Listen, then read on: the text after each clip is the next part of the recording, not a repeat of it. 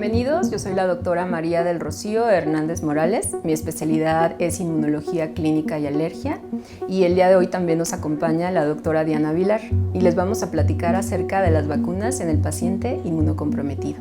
Hola, ¿qué tal? Soy Diana Vilar Comte, trabajo en el Instituto Nacional de Cancerología, concretamente en epidemiología hospitalaria dentro del departamento de infectología. Soy epidemióloga hospitalaria, me dedico, entre otras cosas, al control de infecciones, a la prevención y desde luego dentro de la prevención, pues un campo importante son las vacunas. El día de hoy estaremos platicando de cuáles son algunas de las causas de inmunosupresión, porque es importante entenderlas y conocerlas, y además nos introduciremos al mundo de las vacunas, particularmente algunas de las vacunas que deben utilizar los pacientes que tienen diferentes tipos de inmunosupresión, como pueden ser pacientes con cáncer o pacientes que tienen diabetes de larga duración o algunos pacientes que toman medicamentos que debilitan la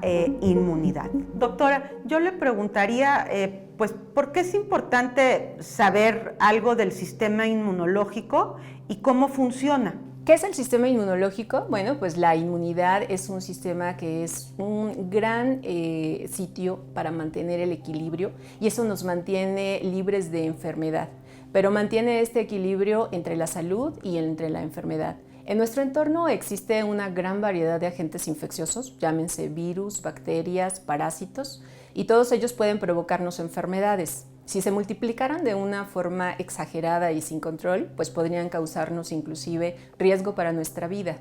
Sin embargo, la mayoría de estas infecciones en el ser humano inmunocompetente, que es aquel que tiene un sistema inmunológico íntegro, que es un sistema inmunológico que va a responder a los procesos infecciosos, pues generalmente estas infecciones son de corta duración y apenas si dejan secuelas. Y esto se debe gracias a nuestro sistema inmunológico. Este se conforma de un gran número de células que tienen múltiples funciones y además pues está muy intrincado y sirve para diferenciar lo propio de lo extraño, que eso es lo más importante en nuestra inmunidad. Durante la evolución del ser humano, pues hemos ido evolucionando también nuestro sistema inmunológico y esto nos ha permitido que nos podamos defender contra muchos microorganismos. Eso permite que nuestra inmunidad pues, haya adquirido también memoria inmunológica, especialmente por muchas infecciones crónicas. Pero no solamente como especie ha evolucionado este sistema inmune, sino también lo hacemos nosotros desde que nacemos. Cuando estamos en el vientre de mamá, cuando somos un feto, tenemos un sistema inmunológico específico. Pero cuando ya nos convertimos en bebé, ese sistema inmunológico cambia. Y conforme vamos creciendo, ese sistema inmune va adquiriendo cierta madurez y también va creciendo. Y bueno, cuando llegamos a la etapa de viejos, pues también nuestro sistema inmunológico va envejeciendo. A eso le llamamos inmunosenescencia. En un sitio especial en nuestro organismo que se llama médula ósea, es el sitio donde se producen todas estas células. Aquí encontramos a las células madre, que seguramente ustedes han escuchado. Son células inmunes que tienen el potencial de transformarse en otro tipo de células, que son células más específicas, que seguramente también ustedes han escuchado. Los linfocitos B, los linfocitos T, ¿no? Los fagocitos, que son células muy, muy especiales en nuestro sistema inmunológico que nos defienden de muchas infecciones. Pero nuestro sistema inmune también tiene que tener un lenguaje porque habría que comunicarse, ¿no? entre los órganos linfoides y entre las células. Una célula le manda un mensaje a otra y ¿eso cómo lo hace? Bueno, lo hace a través de unas cosas que se llaman citocinas, son como unos mensajes hormonales que le pueden transmitir esa información a una célula que está en un lugar y a otra que está muy distante. Ese lenguaje es muy importante para que nuestro sistema inmunológico mande ciertas informaciones. Por ejemplo, si tenemos un proceso infeccioso, pues hay que generar una respuesta de inflamación. Y entonces este lenguaje dice, te tienes que inflamar. Una vez que ya esa inflamación pudo eliminar a un microorganismo, que puede ser un virus o una bacteria, ahora necesitamos otra señal antiinflamatoria. Esto con el objetivo de que se frene la respuesta porque ya eliminamos a ese bicho. Bueno, entonces, como les he comentado, esta defensa inmunológica es a través de diversos elementos que conforman nuestro sistema inmune para poder enfrentar a todos estos microorganismos. Y pues para fines didácticos, normalmente decimos que nuestro sistema inmunológico está conformado de 3 elementos muy importantes: la inmunidad intrínseca, la inmunidad innata y la inmunidad adaptativa. Aunque se oyen unos nombres como muy complejos, es muy fácil de entender. Nuestra inmunidad intrínseca es contra la que primero va a ir a enfrentarse un bicho que va a entrar a nuestro cuerpo, llámese una bacteria o llámese un virus. Y esos elementos intrínsecos que tenemos pueden ser, por ejemplo, nuestra piel. Es la primera barrera contra la que se tiene que enfrentar. Pero también puede ser la saliva, pueden ser las lágrimas, el sudor mismo. Esas son barreras intrínsecas. Luego tenemos nuestro sistema inmune innato. Ese tarda un poquito en activarse, pero estamos hablando de minutos o de horas en la cual nuestro sistema inmunológico va a poder responder a esos microorganismos que son extraños a nuestro cuerpo. Y se conforma de células más especiales, ¿no? De lo que ya habíamos comentado, de esos fagocitos, de células que matan a las células que puedan invadirnos.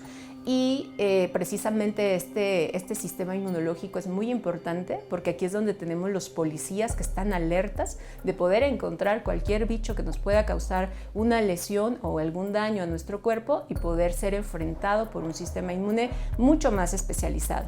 Tenemos el sistema inmune adaptativo.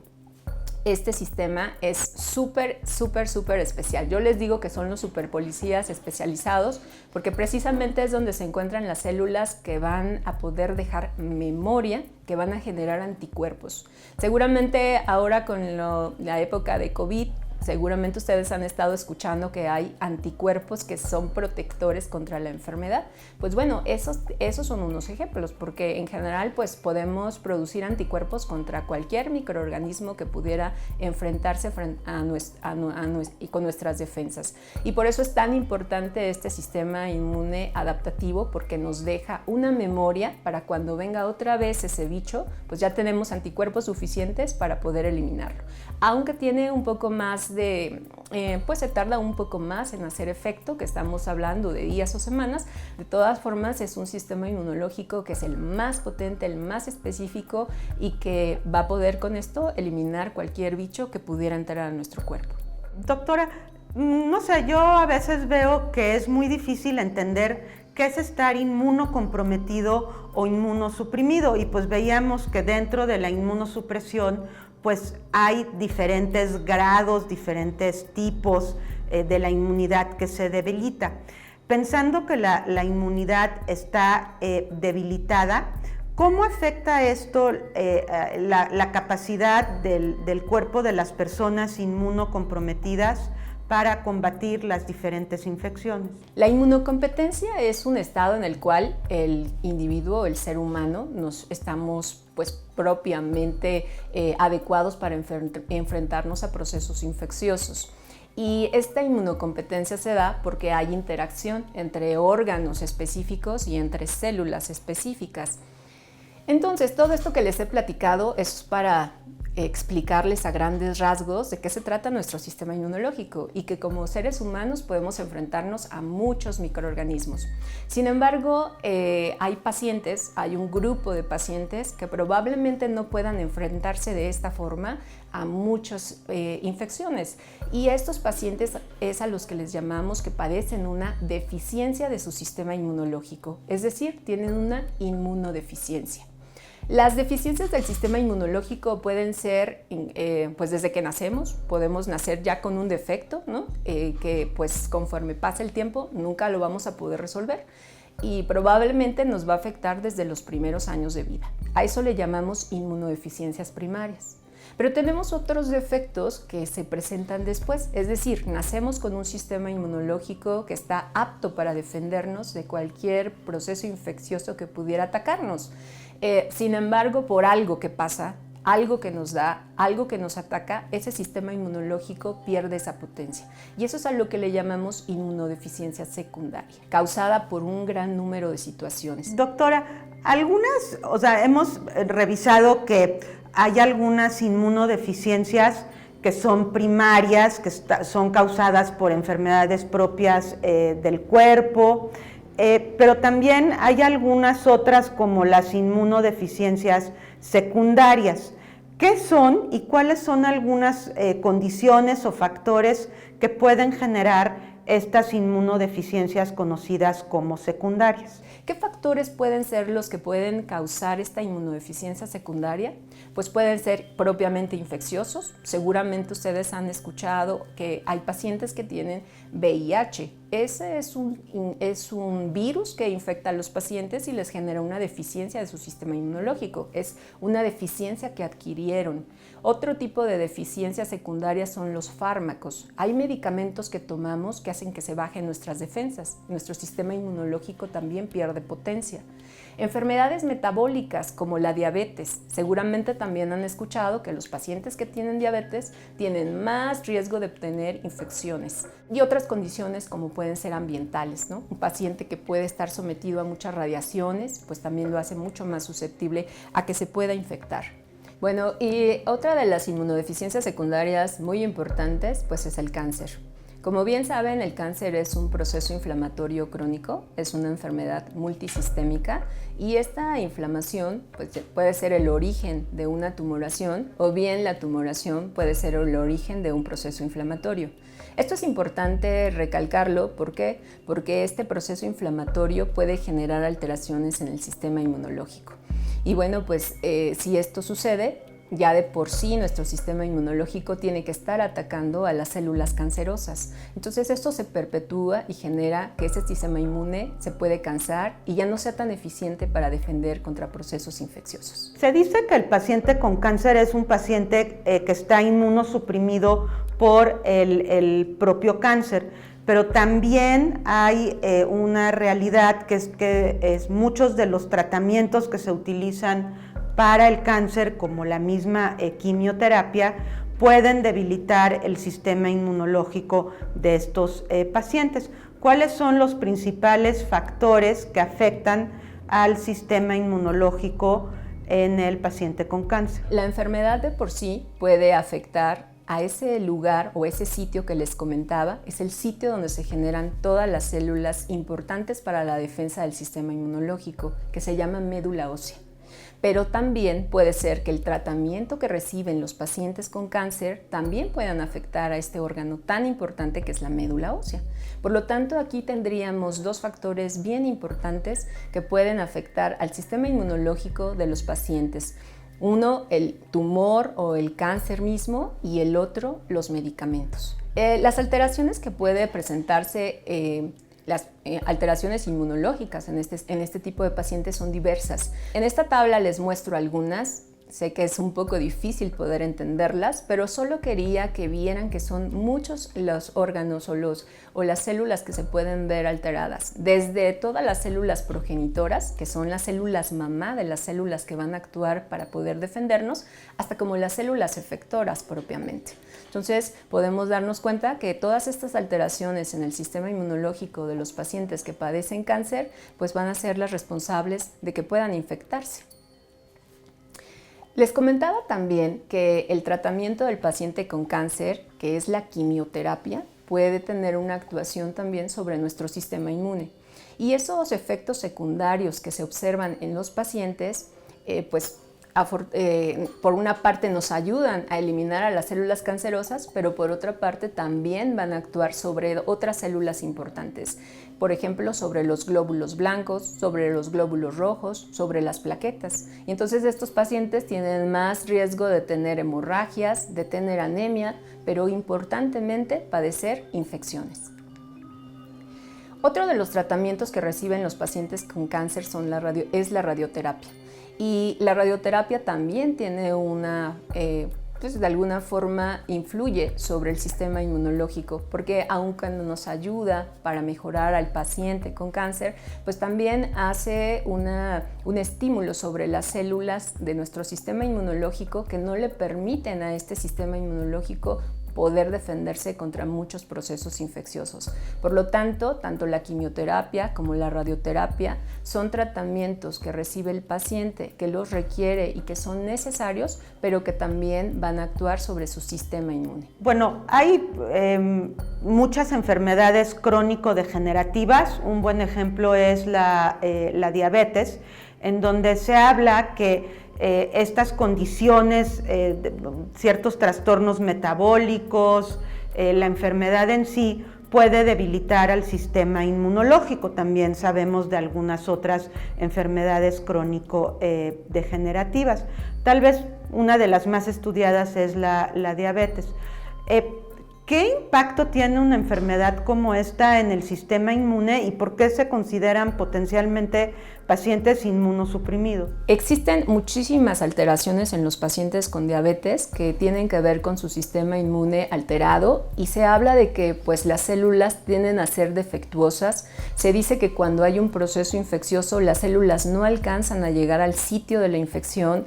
También se dice que las células presentan el no responder ante estos procesos infecciosos y tampoco se pueden producir en cantidad suficiente para eliminar un microorganismo. Todas estas características o circunstancias se las pueden vivir los pacientes con diabetes y eso hace que sean susceptibles a que se infecten.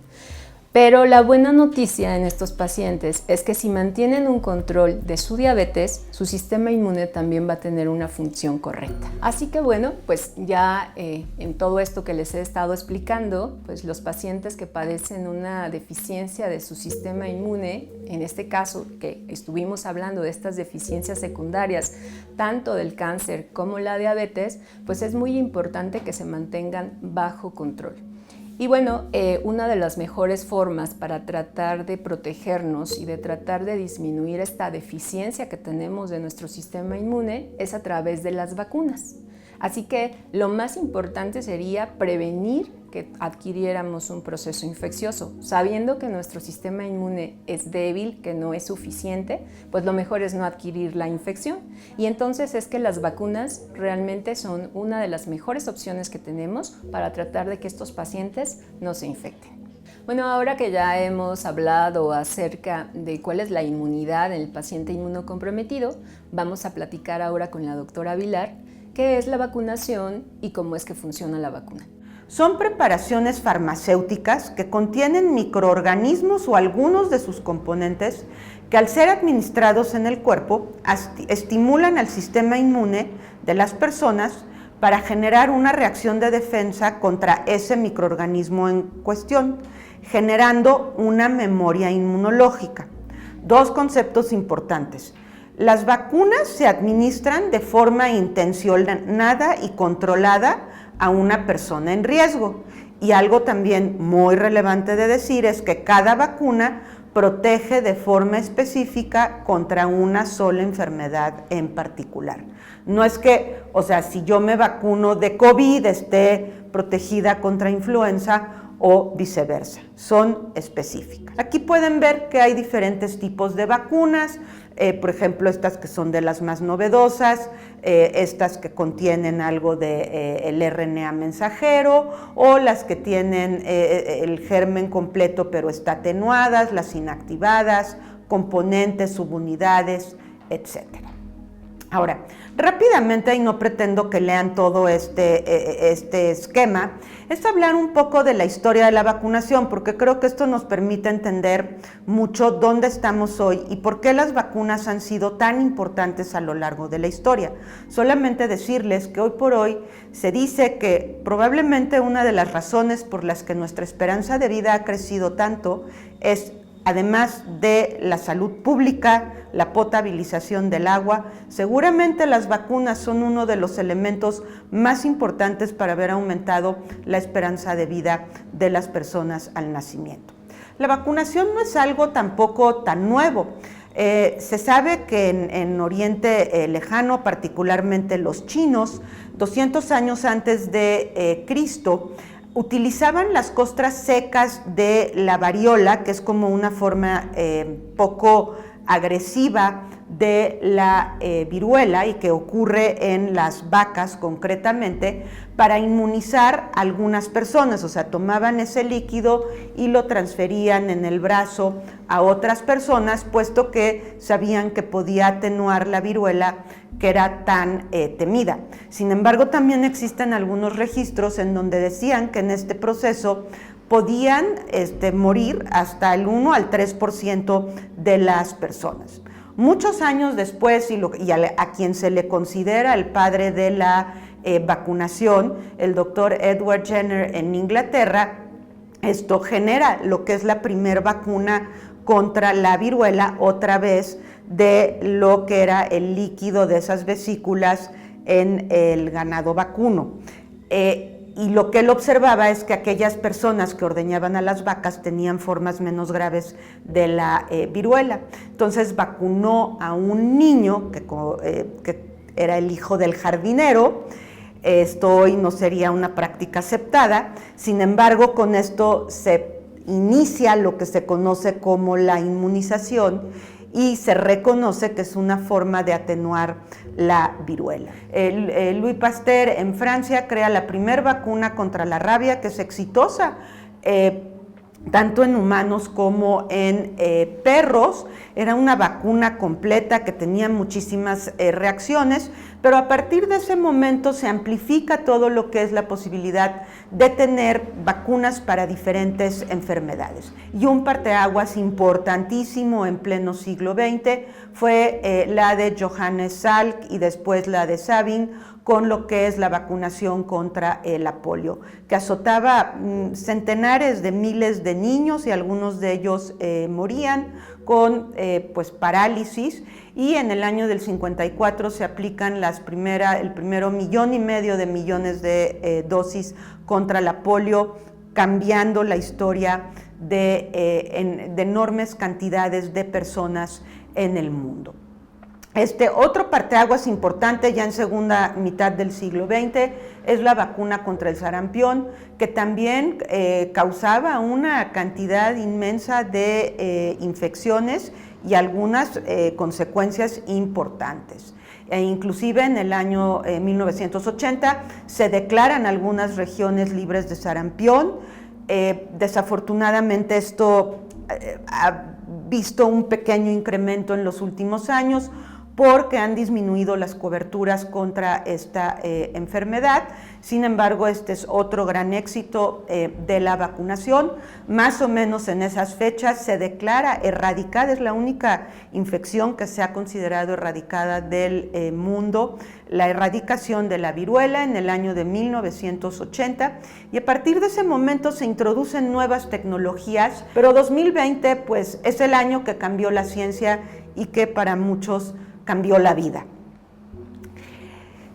Nosotros podemos tener varios tipos de vacunas y creo que es importante ver en toda esta línea del tiempo que pasamos de utilizar los microorganismos como tal a la genómica y más allá.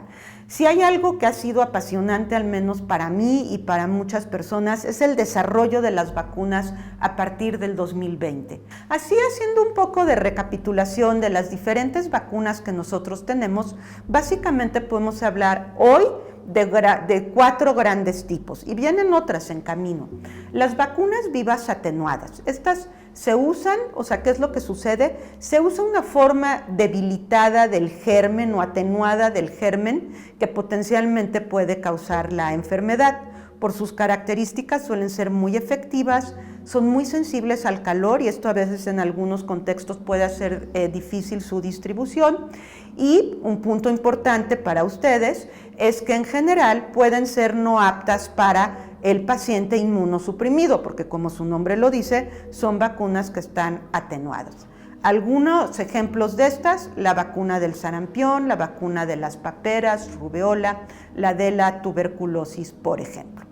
Luego tenemos las vacunas inactivadas. Estas son versiones muertas del germen que causan la enfermedad. No siempre, pero pueden no inducir una inmunidad tan robusta y por lo tanto es frecuente que se requieran refuerzos. Y el ejemplo es la vacuna de influenza.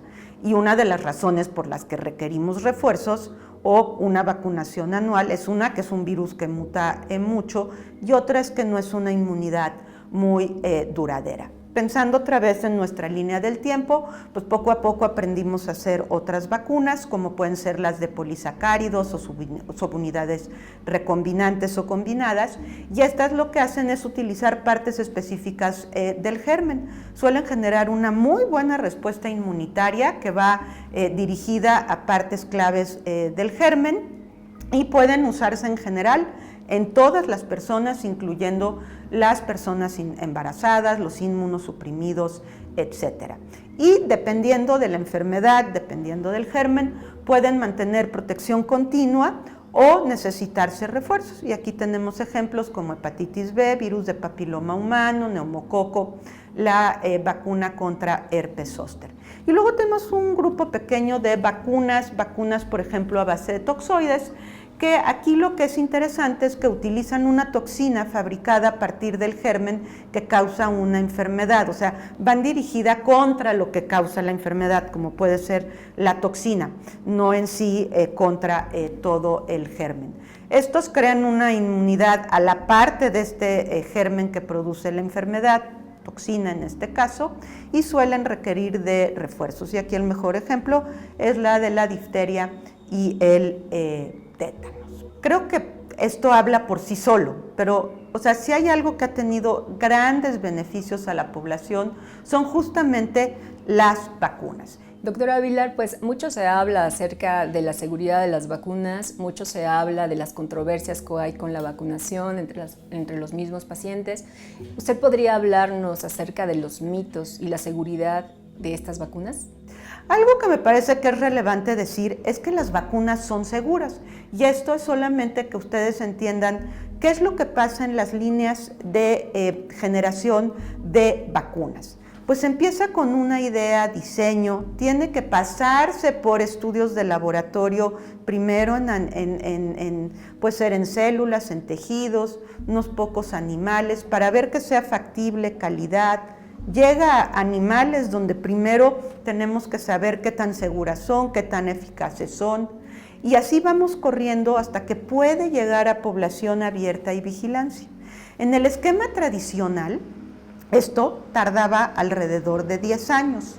Hoy, con las vacunas COVID, hemos aprendido a hacerlo más rápido, pero no quiere decir que no sea seguro. Nosotros tuvimos una vacuna COVID en el lapso de un año, pero tuvimos en un lapso de un año varias vacunas contra COVID, porque teníamos mucha información previa, porque hubo muchos investigadores que pusieron todo su conocimiento, porque se comprometieron grandes grupos de trabajo, incluyendo la industria farmacéutica, y entonces, mientras estábamos en idea y diseño, había laboratorios que ya estaban trabajando y en cuanto tenían los primeros resultados, nos íbamos con animales y así sucesivamente. Y esto es lo que permitió que tuviéramos una vacuna más rápido. Las vacunas son seguras, sin duda, pero tenemos que pensar que como cualquier producto u objeto que entre en contacto con nuestro organismo, puede provocar una reacción, o sea, hasta un alimento a veces nos puede provocar una reacción, en algunas personas, una reacción muy seria, grave. Que hay reacciones que se asocian con las vacunas graves y otras que no son graves, como ocurre con cualquier medicamento o, como les mencionaba, algún alimento, y que puede estar asociado o no con la vacuna o la vacunación en sí. Pues, ¿qué pasaba cuando empezamos a vacunar COVID? Pues había tantos millones de habitantes que nos estábamos vacunando contra COVID, que claro que se iban a ver algunas reacciones. Sin embargo, como todo en la vida, tenemos que poner los riesgos y los beneficios. Entonces, o sea, uno de los riesgos que existen con el COVID no vacuna, pues es que tuviéramos COVID grave y eventualmente morirnos. El beneficio de la vacuna COVID, por ejemplo, es pues no tener COVID grave, a lo mejor tenemos un COVID mucho más leve, morirse mucha menos gente que la que al principio vemos morir. ¿Qué evento adverso potencial muy serio puede haber? Anafilaxia, pero si contamos cuántos por millón de dosis, pues es 1 a 2 por 1.000.000 de dosis, o sea, los beneficios superan a los riesgos. Claro que no quiero que a mí me pase, pero si lo veo en el global es algo sumamente seguro. Tengo más riesgo de cruzar la calle y me atropella un coche. Tuvimos un evento muy desafortunado hace varios años en donde alguien dijo que causaba autismo y ha sido una de las razones por las que algunos grupos no se han vacunado. El mensaje: las vacunas son seguras. La mayor parte de las vacunas son muy seguras, superan con mucho los beneficios que los riesgos. Y aquí les pongo otro ejemplo. Fue la vacuna COVID, que además nos decían que si nos iban a poner, que eran células de feto de no sé qué, un chip no, todo eso eran rumores. Algunas cosas que tenemos que considerar para la vacunación de los pacientes con inmunosupresión. Pues hay que primero pensar, bueno, ¿dónde estoy yo, no? O sea, ¿qué edad tengo? ¿Me vacunaron de niño? ¿Me he puesto vacunas anteriormente? De acuerdo a mi riesgo, ¿cuáles son las vacunas adicionales que me deben de poner? Recordar que la vacunación tampoco es jugar a lotería, o sea, hay vacunas que para mi edad o para mi condición no son adecuadas para mí. Eso también lo tenemos que pensar. Y esto va de la mano con, si yo estoy inmunosuprimido, por ejemplo, ¿qué tipos de vacuna son los que me puedo poner? ¿En qué dosis? ¿Con qué frecuencia? Considerar situaciones especiales. Estoy en quimioterapia, pero viene la temporada de influenza. Bueno, sé que a lo mejor no va a responder el paciente lo mejor que yo quisiera, pero es mejor que nada. Busquemos el momento adecuado. Siempre hay que ver las contraindicaciones y las precauciones a tomar en cuenta para cada tipo de paciente y para cada tipo de vacuna. Y desde luego conocer las actualizaciones que van saliendo, porque esto ocurre y un ejemplo es la vacuna de COVID. ¿Todo esto para qué? Para tratar de que sea lo más efectiva posible la vacuna cuando me la pongan. Algunos principios generales que deben saber los pacientes con cáncer y otras condiciones que generan inmunosupresión. Las vacunas por microorganismos atenuados como sarampión, rubeola, paperas o varicela no deben ser utilizadas en ustedes. Esto puede haber condiciones o momentos particulares, pero en general no deben ser usadas en. Normalmente, siempre que vayan a quimioterapia, lo ideal es que antes de empezar con el tratamiento contra el cáncer, sean vacunados. A veces no es posible, pero si da tiempo, es lo ideal. Habíamos estado hablando acerca de que el sistema inmunológico nos defiende contra procesos infecciosos, pero que la mejor forma de prevenir infecciones pues, es a través de las vacunas.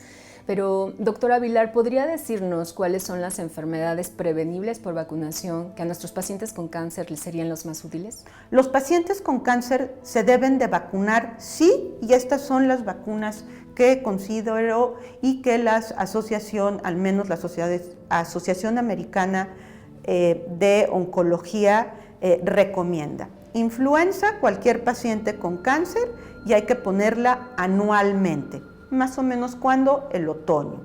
COVID-19 para todos los pacientes que tengan cáncer, si nunca se han vacunado, 3 dosis al menos para las vacunas de RNA, si no, una dosis cada 6 a 12 meses, dependiendo de las actualizaciones y recomendaciones médicas. Virus de sincicial respiratorio es una vacuna muy nueva, no está disponible en México.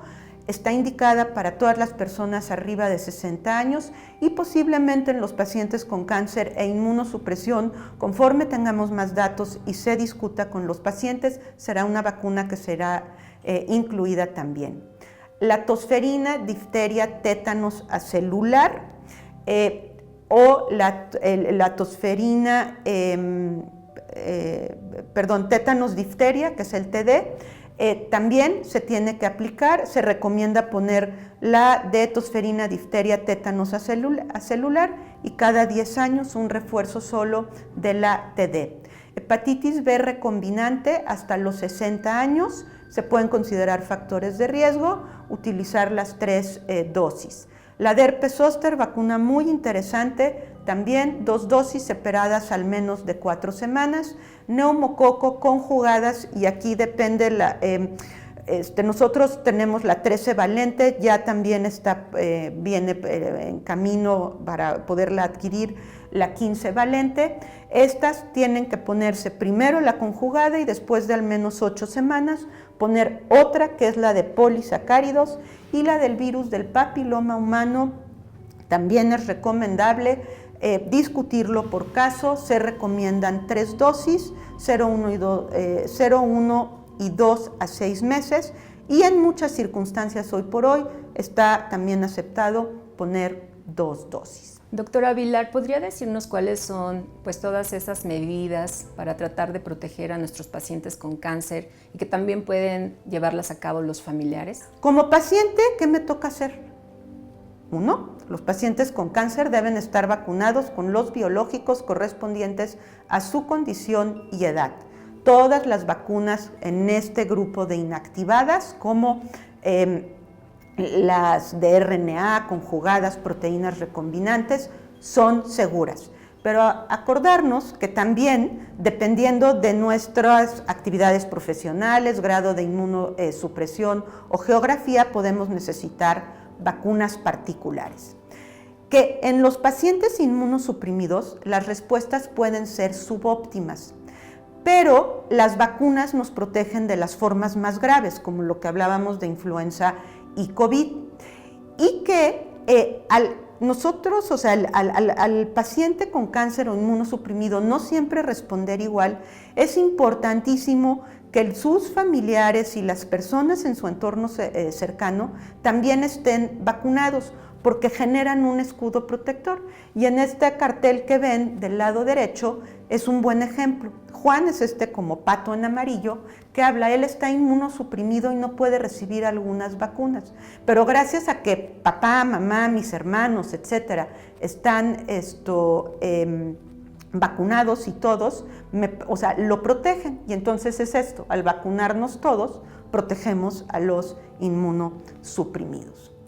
Que en general no deben vacunarse con vacunas de microorganismos atenuados como sarampión, rubeola o varicela, aunque hay momentos o condiciones que pueden ser. Y que nosotros, médicos, personal de salud, etcétera, así como ustedes, son los mejores embajadores de la vacunación. La peor vacuna que existe es la que nunca llega aquí a nuestro brazo. Convenzan a los que están a su alrededor, es parte de su trabajo como embajadores, a la familia, al entorno cercano, que se vacunen y se vacunen por ustedes y para ellos también. ¿Por qué? Porque a veces ustedes a lo mejor no responden de una manera tan eficiente como una persona que no está inmunosuprimido. Y si hacemos un escudo protector, pues no solamente me protejo yo, sino que les ayudo a ustedes a estar correctamente protegidos. Bueno, pues ahora que hemos escuchado todos estos datos y todas estas características que tiene el sistema inmunológico y que pueden afectar al paciente con cáncer, te invito a que no te preocupes. Primero, lo más importante es que mantengamos todas las recomendaciones para no infectarnos. Y esas recomendaciones pues son las que seguramente haces todos los días, que básicamente es lavarte las manos antes y después de comer, antes y después de ir al baño, el hecho de tratar de mantener una nutrición adecuada, el hacer el ejercicio en lo que se pueda o en lo que se recomiende por tu especialista, y otra de los más importantes, que es que tengas un esquema de vacunación completo, un esquema de vacunación que cubra los principales procesos infecciosos a los que puedes estar expuestos. Entonces, aun cuando sepamos que la enfermedad puede ocasionarnos una debilidad de nuestro sistema inmunológico, no debemos de preocuparnos tanto, porque si hacemos lo que nos toca, lo más seguro es que vamos a estar muy bien. A mí que me gustaría que cada uno de ustedes supiera y lo tuviera bien aquí con ustedes mismos con respecto a vacunación, considerando que son pacientes inmunosuprimidos. 1. Los pacientes inmunosuprimidos, como ya hemos dicho, tienen más riesgo de infecciones. y algunas de estas infecciones son prevenibles por vacunación. Ejemplos: enfermedad grave por neumococo, que puede producir neumonía, COVID, influenza, herpes zóster, entre otras. Estas vacunas que tenemos que previenen estas enfermedades por vacunación, como las que ya dijimos, deben ser aplicadas en los pacientes con cáncer. Idealmente hay que tratar de ponérselas antes de que empiece el tratamiento con cáncer, pero a veces no se puede o simplemente no se da el momento. Bueno, hay que encontrar el momento, pero el mensaje principal es que se tienen que vacunar. La otra parte es que las vacunas son seguras, son muy seguras en general. Las vacunas tienen muchas más ventajas, muchos más beneficios que riesgos potenciales, y esto es algo que no se les debe de olvidar. El paciente con cáncer es uno de los pacientes de más alta prioridad para justamente vacunarse.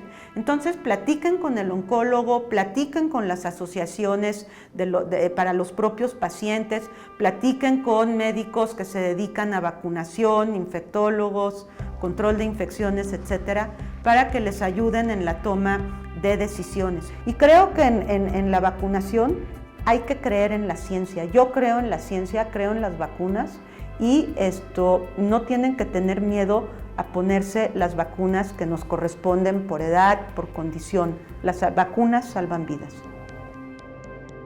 Pues muchas gracias por acompañarnos. Gracias, doctora Vilar, por platicarnos acerca de todos estos conocimientos que son súper importantes para todos nuestros pacientes. Y bueno, ahora vamos a ir a la sesión de preguntas y respuestas. Acompáñenos.